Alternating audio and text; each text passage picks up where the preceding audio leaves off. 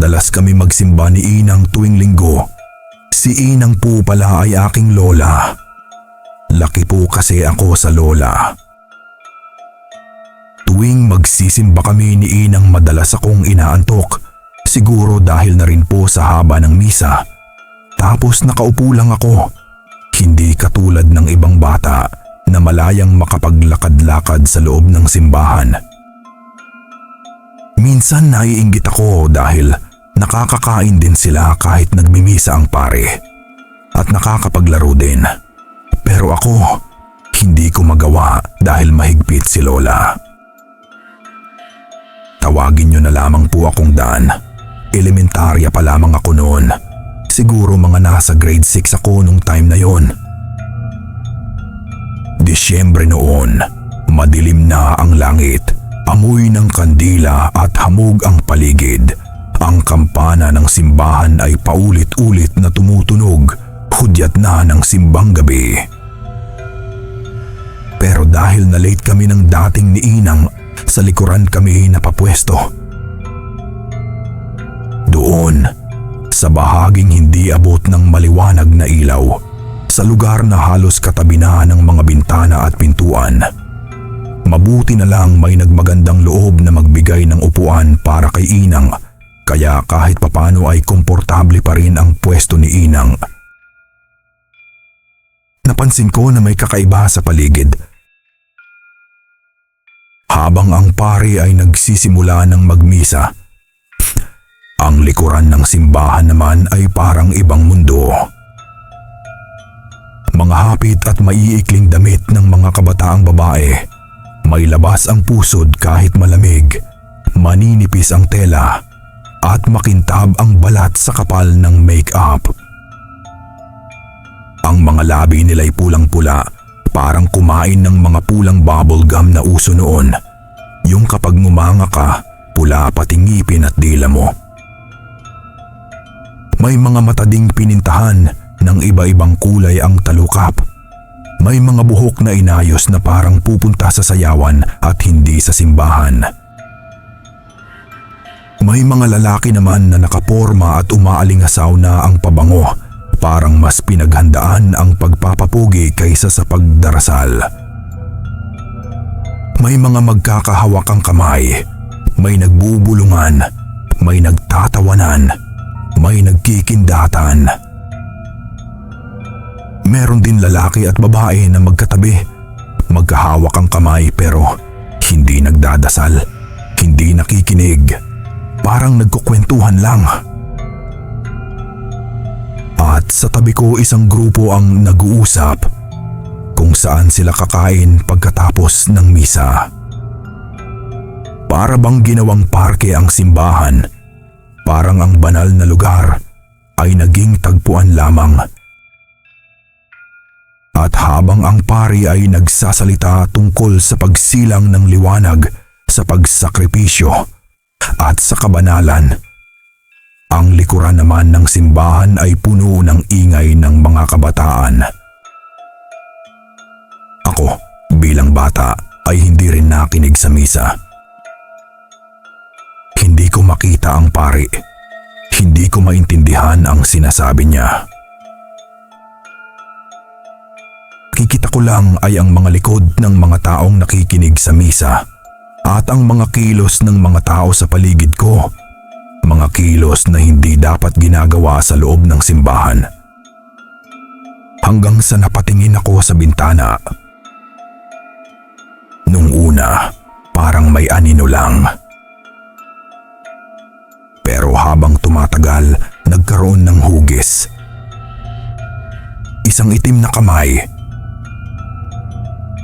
Mabalahibo, magaspang, parang hindi balat ng tao. Ang mga daliri ay mahahaba, parang kayang-kayang sakmalin sa leeg ang isang tao sa isang iglap. Mahahaba rin ang mga kuko.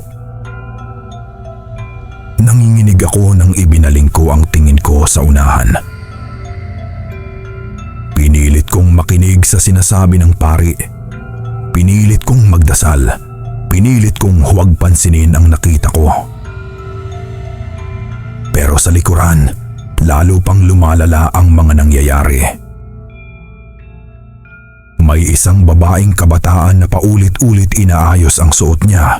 Hinihila pababa ang damit pero muling umaangat. May isang lalaki naman na palihim na hinahaplos ang likod ng babaeng kasama niya.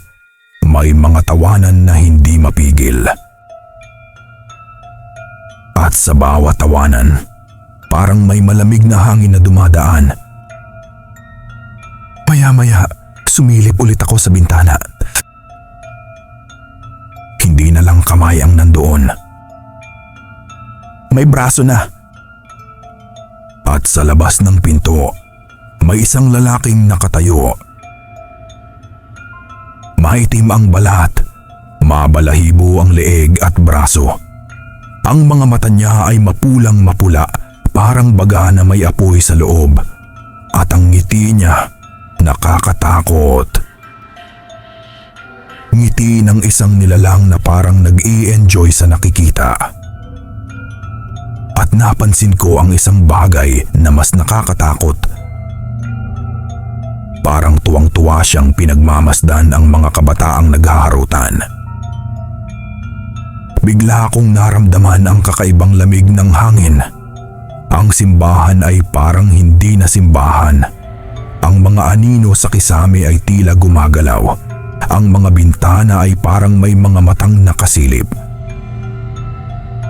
At doon ko naramdaman ang pinakamatinding takot. Hindi lang pala isa ang nasa labas. Sa gilid ng bintana, may isa pang kamay. Sa kabila, may isa pa. At sa dilim, may mga matang kumikislap. Nang hawakan ako ni Inang sa balikat, para akong nabunutan ng tinik. Biglang bumalik ang lahat, ang ingay ng mga tao, ang liwanag ng kandila, ang boses ng pari sa unahan. Dan, ayos ka lang ba? Tanong sa akin ni Inang. Hindi ako nakasagot, nakatitig lang ako sa pintuan. At bago tuluyang mawala ang nakita ko, ngumiti muli ang lalaki sa labas. Mas nakakatakot, mas mapupula ang mga mata. Pagkatapos ng misa, mahigpit akong hinawakan ni Inang sa braso. Tara na, umuwi na tayo, bulong ni Inang. Hindi na ako lumingon. Pero habang naglalakad kami palayo sa simbahan, biglang tumunog ulit ang kampana ng 3 beses. At sa bawat tunog, parang may bulong sa hangin. Mula noon, hindi na ako tumatayo sa likuran ng simbahan. At tuwing simbang gabi, hindi na ako lumilingon sa mga bintana. Dahil baka may nakasilip na naman. Nung tumuntong po ako ng ika-4 na taon ng high school sa Cabo Negro, mas marami na po akong nakikitang hindi pangkaraniwan. At doon ko po nalaman na nabuksan na pala ang 3 mata ko simula nung makita ko ulit ako ang lalaking itim at mabalahibo sa labas ng simbahan nang magsimbang gabi kami ni Inang. Ang sabi po ni Inang, namana ko daw po ito sa lola niya na isang albularyo. Hanggang sa ngayon po ay patuloy pa rin ako nakakakita kahit simbang gabi.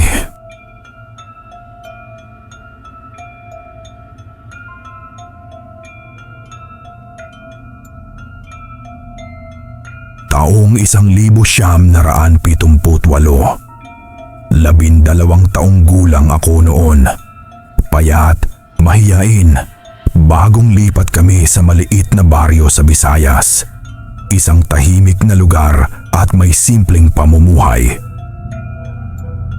Tawagin niyo na lamang po akong Marlon. Bisperas po ng Pasko noon. Gaya ng nakasanayan namin, nagtipon-tipon kaming magkakaibigan. Ako, si Migs, si Toto at si Liza. para mangaroling. May dala kaming lata ng gatas na ginawang tambol, isang lumang gitara na kulang ng isang string. Sa dulo tayo, sabi ni Migs, sabik na sabik. Sabi nila, mayaman daw yung matandang nakatira doon. Ang tinutukoy po ni Migs ay ang bahay na may bituin. Isang lumang bahay sa pinakadulo ng kalsada. Gawa sa bato ang unang palapag at kahoy naman sa itaas o pangalawang palapag. Taon-taon, may nakasabit na malaking parol sa bintana. Laging nakailaw. Pero wala ni isang bata sa baryo ang nakapagsabing may nagbukas para sa kanila. Habang papalapit kami, napansin kong wala ni isang aso sa paligid. Karaniwan po kasi sa baryo, kahit saan may asong tumatahol, lalo na kapag may nangangaroling. Pero doon po ay masyadong tahimik.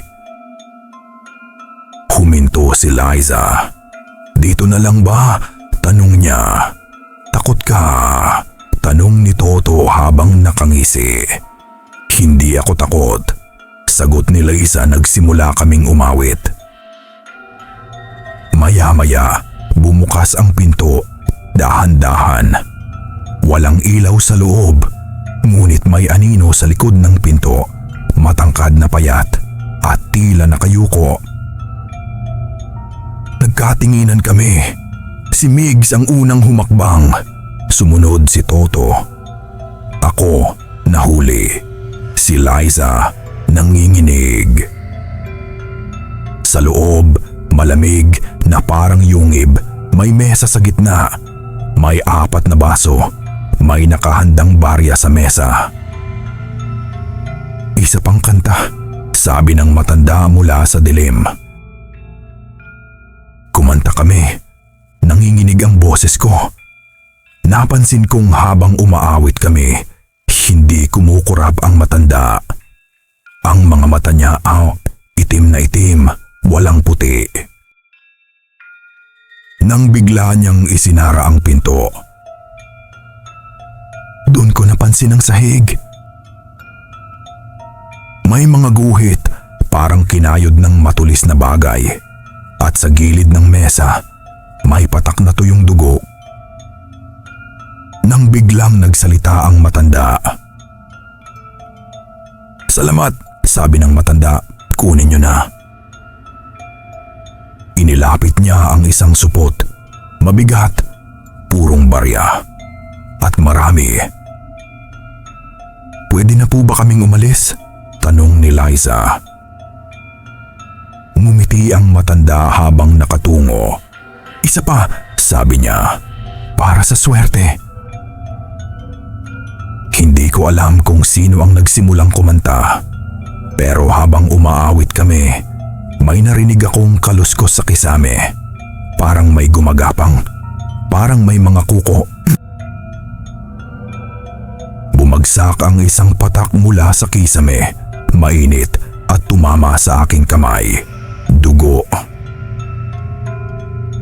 Natigilan ako. Natigilan kaming lahat. Hindi pa tapos ang kanta, sabi ng matanda.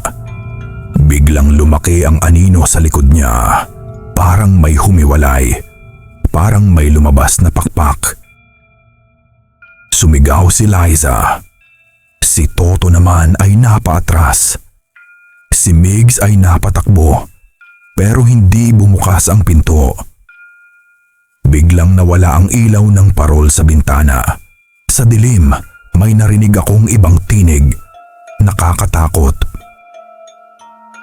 Napahawak ako sa rosaryo ko. Hindi ko alam kung bakit may dala ako noon. Naramdaman kong umiinit ito sa kamay ko. Hindi po namin alay ang sarili namin. Sigaw ko, kahit nanginginig.